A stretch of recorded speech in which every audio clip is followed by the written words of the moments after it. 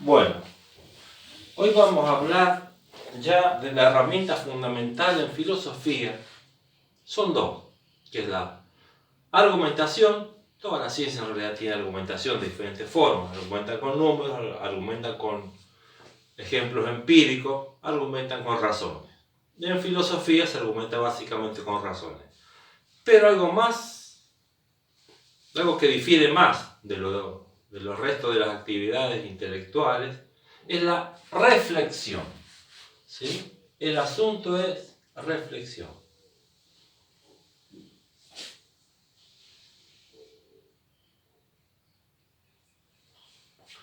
Reflexión significa flexionarse, doblarse sobre uno mismo. Hay que tener algo en cuenta. No es lo mismo reflexión o reflexionar que pensar.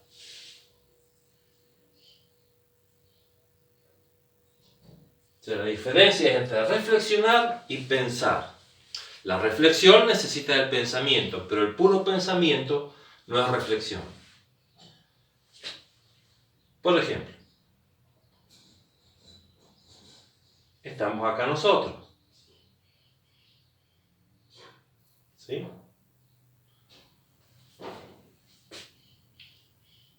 Queremos reflexionar sobre nosotros mismos, que aparentemente es lo que más conocemos. Entonces, lo que hacemos es, en teoría,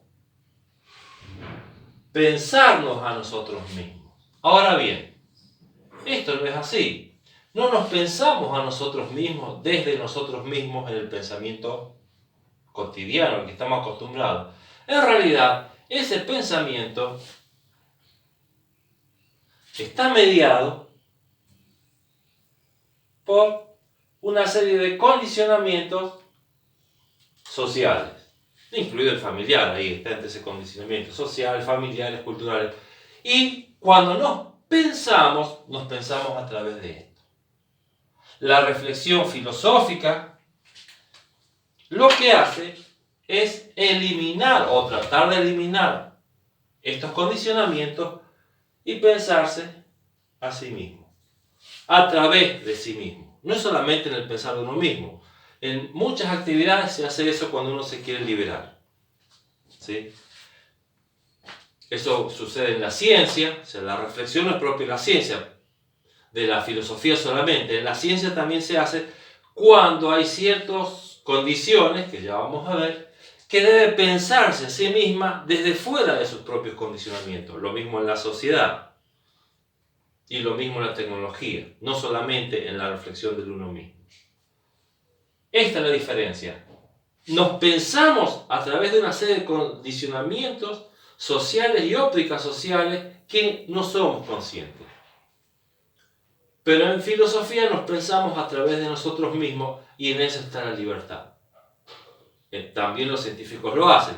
El mismo Einstein decía, en épocas normales la filosofía no tiene nada que hacer con la ciencia, pero en épocas excepcionales el filósofo debe volverse científico. ¿Qué significa eso? Pasar de esto, que acá no serían los condicionamientos sociales, sino serían las bases de una ciencia en particular, a pasar de esto. Pensar la ciencia fuera de los conocimientos aceptados. Pensar la ciencia desde el propio evidencia o desde sí misma la ciencia. Voy a dar un ejemplo de reflexión, de varios en realidad. Voy a empezar por uno que es una anécdota.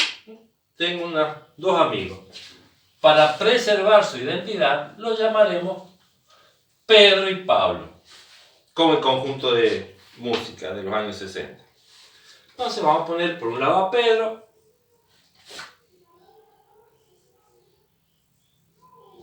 y por otro lado a Pablo.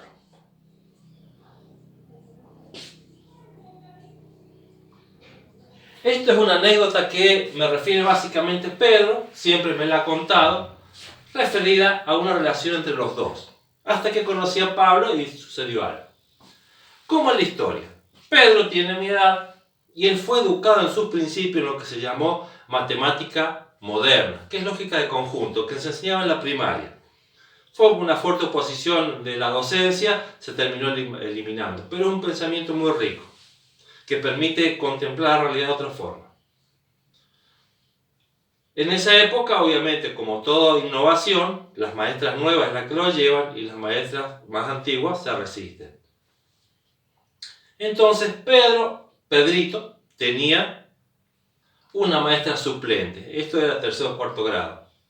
Era una maestra suplente. Como maestra suplente nueva, enseña todo en base a la matemática moderna, la teoría de conjunto. Se puede operar con teoría de conjunto, las operaciones cotidianas, suma, resta, multiplicación, división, se pueden hacer, y otras más complejas. Entonces, estos dos alumnos, maestra joven, enamorados, cuarto grado, de su maestra, los dos, entonces aprenden matemática moderna y operan con matemática moderna o de conjunto. Se pasa el tiempo de la suplencia, se va esta maestra y viene la maestra dueña del cargo. Esta maestra estaba formada en la otra escuela. Por lo tanto, cuando ve los cuadernos de los alumnos, dice, ¿y esto lo he aprendido? Es mejor como lo cuenta él. Vamos a ver qué saben hacer. Entonces le dicen a Pedro, a ver, Pedro, pasase la división. Y la maestra escribe la división en la forma clásica. Supongamos 12 dividido en 4. Y a partir de eso piden que la resuelva. Pasa Pedrito. Pedro, después de escuchar atentamente la diatriba de esta maestra contra la matemática moderna enseñada por su amada maestra suplente, pasa y escribe así. Como no sabía operar así, se queda calladito.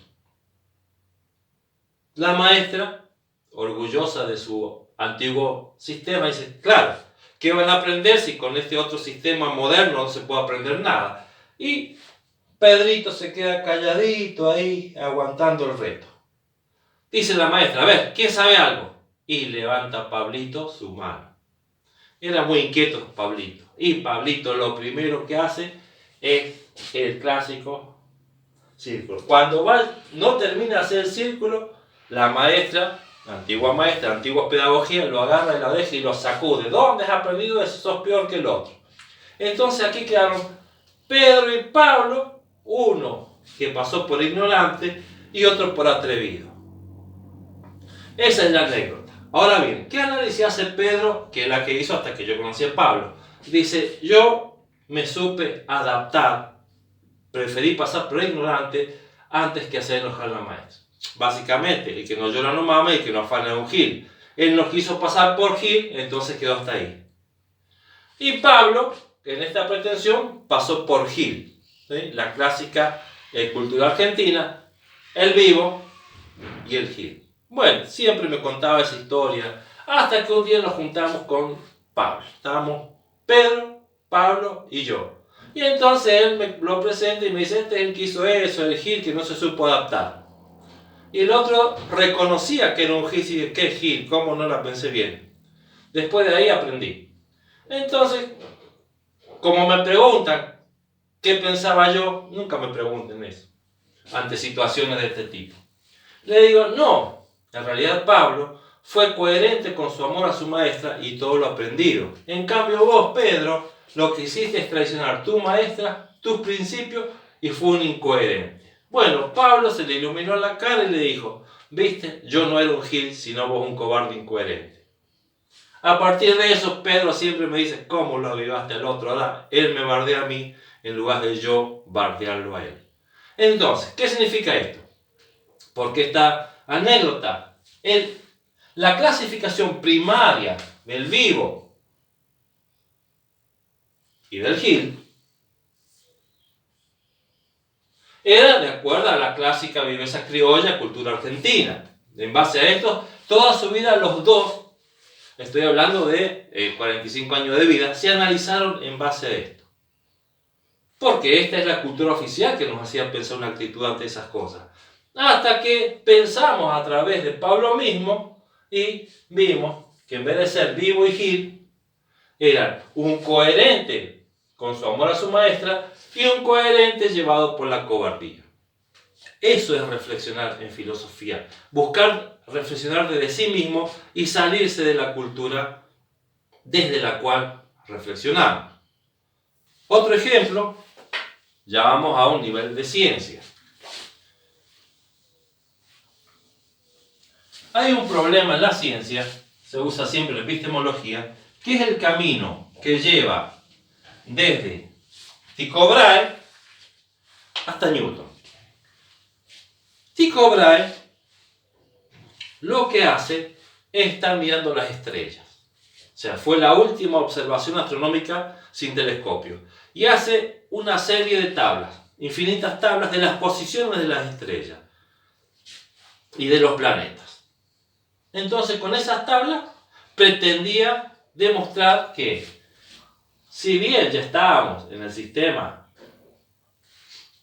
heliocéntrico, todavía se creía que las órbitas eran, se supone que circulares.